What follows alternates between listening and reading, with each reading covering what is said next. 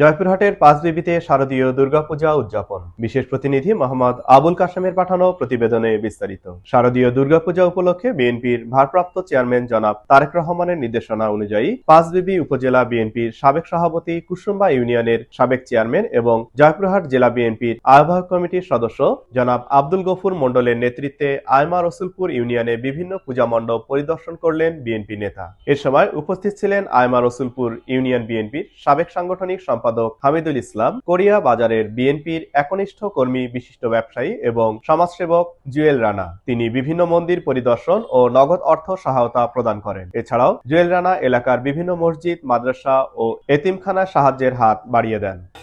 আমরা আব্দুল গফুর মণ্ডলের পক্ষ থেকে আমরা আপনাদের সঙ্গে সৌজন্য সাক্ষাৎ করার জন্য আমরা মূলত এখানে এসেছি।